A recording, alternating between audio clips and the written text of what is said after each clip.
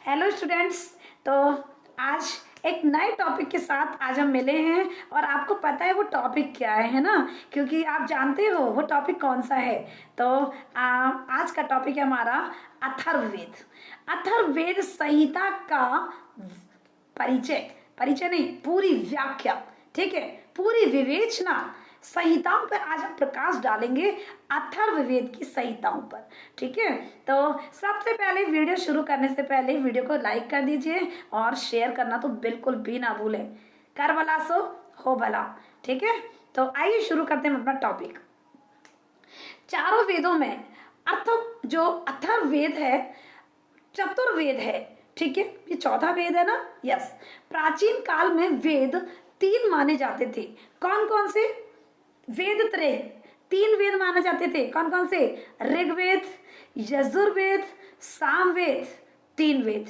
ये अथर्ववेद नहीं था उसमें। ठीक है, तो वेद त्रय में तीन ही वेद आते हैं। ऋग्वेद आता है, यजुर्वेद आता है और सामवेद आता है।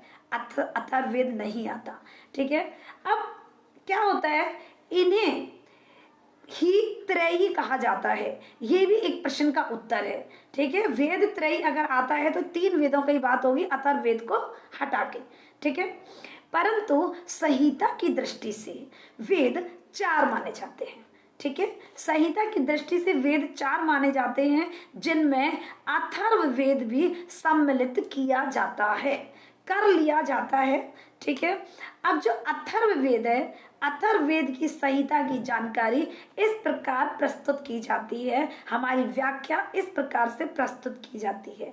तो सबसे पहले तो देखिए, जब कोई टॉपिक पढ़ते हैं तो हम क्या करते हैं, सबसे पहले उस टॉपिक का अर्थ ही समझते हैं।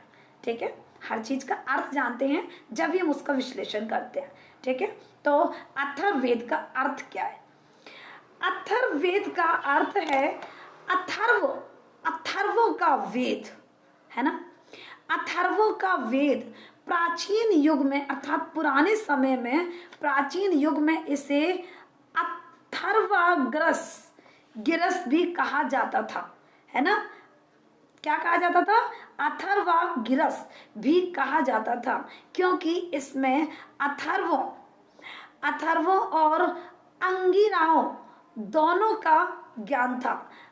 अब जो अथर्वों के मंत्र, अथर्वन, अथर्व वेद में दोनों प्रकार के मंत्र हैं। जहां तक अथर्व शब्द का अर्थ है, वह है, क्या है वो, वह कौन सी धातु से बना है? वह थर्व धातु से बना है। थर्व धातु से बना है, जो कुटिलता और हिंसावाची है, थर्व। ठीक है, आ नहीं अर्थ में, है ना, आ नहीं अर्थ में आने के कारण, आ जो है, आ नहीं का अर्थ होता है ना इसमें, तो नहीं का अर्थ आने के कारण अथर्व शब्द का अर्थ है हिंसा व कुटिलता ना करना। अब थर्व का अर्थ क्या हुआ था? कुटिलता या हिंसावाची, और जब आ आगे लगा उसमें अथर्व बना। आ क्या है? ना का प्रतीक है, निषेध का वाचक है ये, इसलिए इसमें क्या हो गया? अथर्व का अर्थ हिंसा और कुटिलता ना करना, हिंसा ना करना, कुटिलता ना करना, यही इसका अर्थ है। अब आपको पता चल गया ये कौन सी धातु से मिलकर बना है ना, और आ लगने से किस प्रकार से निषेध हुआ है, थर्व का अर्थ क्या है, और जब आ लग गया आगे थर्व में अथर्व बना तब अर्थ क्या है। तो मुझे आशा है आप सभी को ये सब समझ में आ गया होगा। आइए जानते हैं दूसरा पॉइंट। पेन कॉपी तो लेके रखा होगा आपने, ठीक है, तो दूसरा पॉइंट लिख लीजिए। दूसरा पॉइंट है अथर्व के जो शाखाएं व संहिताएं, अथर्ववेद की शाखाएं और संहिताएं। अथर्ववेद की 9 शाखाएं बच्चों थी, 9 शाखाएं थी। जैसा कि पतंजलि ने लिखा था कि नवदा अथर्ववर्णो वेदहा। इन शाखाओं के नाम तो प्राप्त हैं, परंतु उनमें 2 शाखाओं के कुछ ग्रंथ प्राप्त हैं। वे शाखाएं हैं 2, पिप्पलाद और शौनक। तो अब हम करेंगे इनका वर्णन। पिप्पलाद शाखा, पिप्पलाद का वर्णन करने से पहले देखिए, पिप्पलाद शाखा, पिप्पलाद एक तत्ववेता मुनि थे। पिप्पलाद क्या थे?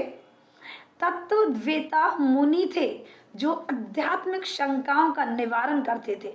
आध्यात्मिक के प्रति जो शंकाएं रहती थी, संदेह रहता था, उनका निवारण करते थे, अर्थात उनको दूर करते थे। इनकी विशेष प्रसिद्धि थी, परंतु और उनके विषय में पूर्ण जानकारी प्राप्त नहीं होती। ठीक है, अब क्या है खा दूसरा शौनक शाखा, लिख लीजिए पिपलाद शाखा, और अब हमारी शौनक शाखा। इस शाखा के अनुसार अथर्ववेद में 20 कांड हैं और 731 क्या है सूक्त हैं। ठीक, तथा 5987 मंत्र हैं। ऐसा प्रतीत होता है कि अथर्ववेद के मंत्रों का संकलन विशेष उद्देश्य से लिया गया है।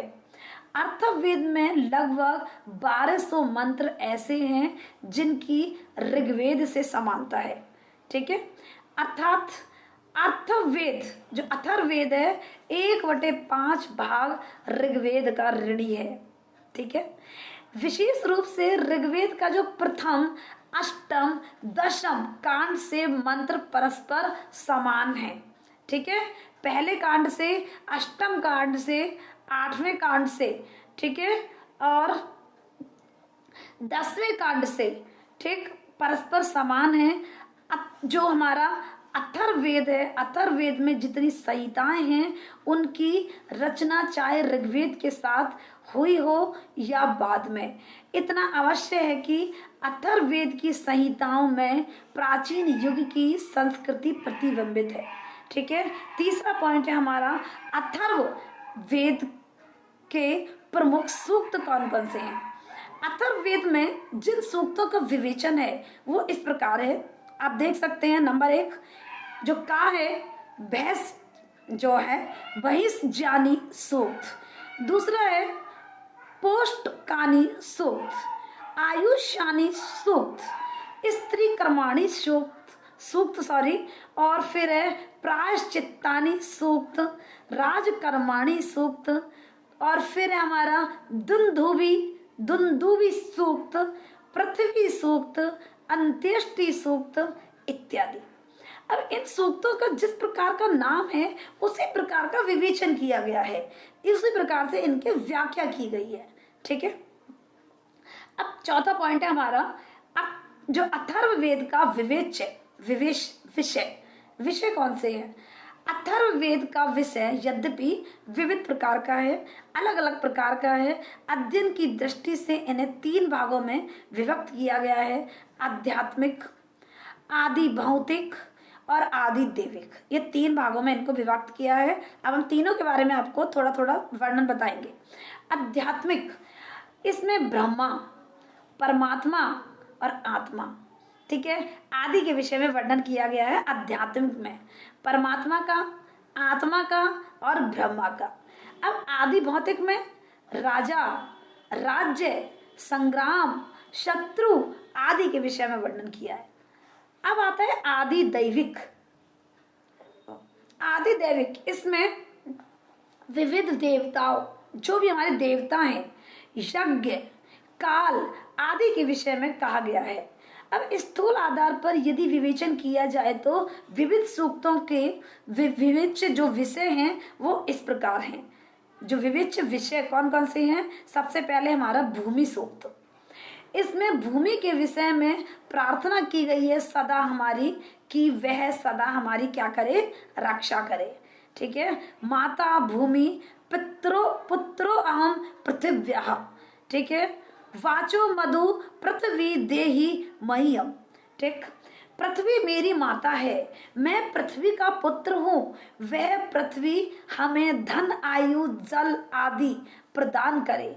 ठीक है, ये इसका अर्थ है। अब है शत्रु नाशन सूक्त। ठीक है, तो कौन सा सूक्त है ये, शत्रु नाशन सूक्त। यह दूसरे कांड का 12वां सूक्त है। कौन से का, दूसरे कांड का 12वां सूक्त। यहाँ पर शत्रु के विनाश की कामना की गई है। वह शत्रु चाहे पृथ्वी पर हो और चाहे द्युलोक में हो, अंतरिक्ष में हो चाहे वो देवताओं से यह कामना की गई है क्या कि पाशे संबद्धो दुरुते नियुज्यताम यो अस्माकम मन इदम हिनास्ति। ठीक, इसका अर्थ क्या है? जो हमारे इस मन को दुखी करता है, पासे संबंध दुरुतेना युज्यताम, अर्थात जो यो अस्माकं मन इदम हिनास्ति, अर्थात जो हमारे मन को दुखी करता है वह पाप रूपी जाल में बंदी होकर नष्ट हो जावे। ठीक है, तो अब है हमारा ई भैंस जानी सूक्त। अब इसमें क्या है? इस प्रकार के कई सूत्र हैं जिनमें रोगों के निवारण की कामना की गई है, रोगों से मतलब दूर करने की कामना की गई है, उन्हें हटाने की। इसमें विविध रोगों की चिकित्सा से संबंधित मंत्र है, हर रोग का इलाज, हर रोग का उपचार।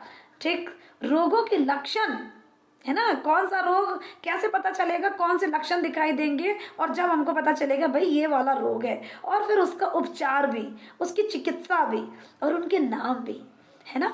कई बार तो ऐसे होते हैं हमको यही नहीं पता होता कि हुआ क्या है, बड़े बड़े डॉक्टरों को भी नहीं पता होता है आखिर हुआ क्या है। ठीक है, उस रोग का नाम ही नहीं पता, लेकिन अपने ग्रंथों में उन सभी चीजों की वर्णन किया गया है। ठीक है, उनको दूर करने की चिकित्सा भी बताई गई है, अर्थात उपाय भी बताए हैं हमारी संस्कृत भाषा में, हमारे वेदों में।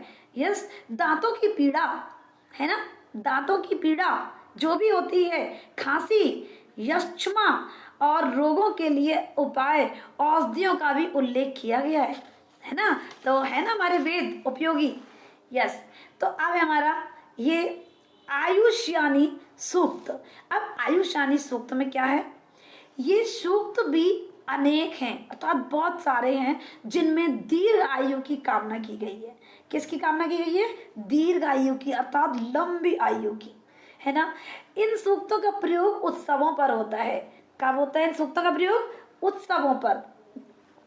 जैसे मुंडन संस्कार, उत्सव मनाया जाता है ना, एक समारोह मतलब एक फंक्शन मनाया जाता है ना, जब संस्कार होता है, मुंडन संस्कार होता है जब, उपनयन संस्कार आदि उत्सवों पर इसका प्रयोग किया जाता है, तथा तत्संबंधी प्राण के पूर्ण स्वास्थ्य, है ना, व चिर जीवित रहने की कामना की जाती है, अर्थात लंबी उम्र की, बहुत लंबी उम्र की, अर्थात अनंत काल तक जीने की कामना की जाती है। इस प्रकार इस सूक्त में सामाजिक, राजनीतिक, पारिवारिक, व्यक्तिगत आदि कष्टों को दूर करने के लिए मंत्रों का संग्रह या संहिताएं हैं। ठीक है, तो आई थिंक मुझे ऐसा लग रहा है आपको अच्छा लग रहा होगा। बहुत ही अच्छी अच्छी जानकारियां हैं जो आप तक ये पहुंच रही हैं। ठीक है, और आपके देखना जरूर जरूर ये लाभदायक सिद्ध होंगी। ठीक है, तो कमेंट बॉक्स में कमेंट जरूर लिखें, ठीक, शेयर जरूर करें। अब आगे हमारा 5वां पॉइंट, अथर्व, जो अथर्व ऋग्वेद का पूरक है। भाई ये तो है ही, हमने आपको पहले भी बताया था, अब थोड़ा सा विस्तार में बता देते हैं। अथर्ववेद ऋग्वेद का पूरक है। जैसे काव्य के रूप में अथर्ववेद को ऋग्वेद का पूरक भी कहा जा सकता है। ऋग्वेद यदि आध्यात्मिक विषयों पर मंत्रों को प्रस्तुत करता है तो अथर्ववेद आदि भौतिक विषयों पर मंत्रों का संग्रह है। दोनों ही ज्ञेयात्मक हैं। क्या है? ज्ञेयात्मक हैं दोनों ही। इतना अवश्य है कि दोनों का क्षेत्र अलग अलग है। अथर्ववेद में सामान्य जनजीवन के लिए सामग्री प्रस्तुत है अथर्ववेद में, लेकिन ऋग्वेद में विशिष्ट मानवों के लिए सामान्य जनता, निम्न जनता के विश्वास बड़े विचित्र होते हैं। वे किसी भी रोगी का इलाज करते समय आदि दैविक कारणों की उपेक्षा नहीं करते। जैसे भूत प्रेत, पिशाच आदि का प्रभाव वे अवश्य मानव जाति पर मानते हैं। दूसरी ओर ऋग्वेद के मंत्रों में उन देवी देवताओं की स्तुति की है जो अपने आश्रयदाताओं को सुखी बनाने हैं। ठीक है, अब धन देते हैं, आयु में वृद्धि करते हैं। जिस प्रकार उच्च वर्ग का पूरक निम्न वर्ग होता है ना, जैसे वैसे ही ऋग्वेद का पूरक अथर्ववेद है। जैसे उच्च वर्ग का पूरक होता है ना, उच्च वर्ग का पूरक निम्न वर्ग होता है, इसी प्रकार ऋग्वेद का पूरक अथर्ववेद होता है। वह सामाजिक सामग्री प्रदान कर मानव के बाह्य पक्ष को सबल करता है। ठीक है, तो अब लास्ट और अंतिम पॉइंट हमारा अथर्ववेद की संहिता का। अब अथर्ववेद का महत्व, अथर्ववेद का महत्व क्या है? अथर्ववेद की महत्ता एक नहीं अनेक रूपों में मान्य है। यहाँ यज्ञ के पूर्ण संस्कार की आवश्यकता के लिए अथर्ववेद उपयोगी है। वहाँ राजा को शांति और समृद्धि प्रदान करने वाला अथर्ववेद होता है। कहा जाता है कि जिस राजा के राज्य में अथर्ववेद का ज्ञाता पुरोहित रहता है वह राज्य उपद्रवहीन होता है तथा दिन रात समृद्धि को प्राप्त करता है। ठीक, यही वेद लौकिक और पारलौकिक अर्थात मानव के इस लोक और परलोक को सुधारने वाला है। आयुर्वेदिक जो सिद्धांतों का जन्मदाता यही वेद है। आयुर्वेद का जन्मदाता किसे कहा गया है? अथर्ववेद को। रोगों के नाम, रोगों की पहचान, उनकी औषधियां, उनका सेवन आदि की पूर्ण जानकारी इसी वेद से प्राप्त है। आचार्य जो हमारे बलदेव उपाध्याय जी है ना, उनका कहना है कि अनेक भौतिक विज्ञानों के तथ्य भी इस वेद में यत्र तत्र अर्थात यहाँ वहाँ बिखरे पड़े हैं। उन्हें पहचानने तथा मूल्यांकन करने के लिए वेदज्ञ होने के अतिरिक्त विज्ञान वेता होना भी नितांत आवश्यक है, अदरवाइज उसका किसी काम का वो नहीं है। अब एक दो पदों या मंत्रों में निगूढ़ वैज्ञानिक की शिक्षित तथा अभ्यस्त दृष्टि ही देख सकती है कि एक विशिष्ट उदाहरण ही इस विषय संकेत के लिए पर्याप्त होगा। अथर्ववेद का जो पंचम कांड के पंचम सूक्त में लाक्षा मतलब लाख का वर्णन है, जो वैज्ञानिकों की दृष्टि में नितांत प्रामाणिक, तथ्यपूर्ण तथा उपादेय है। ठीक, अब इस प्रकार जो अथर्ववेद का महत्व आज विविध क्षेत्रों में उपयोगी है। आप सभी को पता है अथर्ववेद का क्या क्या हमने आपको बताया है। तो चाहे वह मेडिकल हो, चाहे वो राजनीतिक हो, चाहे वो तंत्र हो, चाहे वो मंत्र हो, चाहे वो धर्म हो, चाहे वो व्यवहार हो, सभी की दृष्टि से अथर्व जो वेद है हमारा सदा उपयोगी रहा है। तो आप सभी को ये अथर्ववेद संहिता आपको अच्छे से समझ में आ गई होगी। अथर्ववेद का महत्व, अथर्ववेद ऋग्वेद का पूरक है, और जो भी हमने आपको टॉपिक पढ़ाए हैं आप सभी को समझ में आ गए होंगे।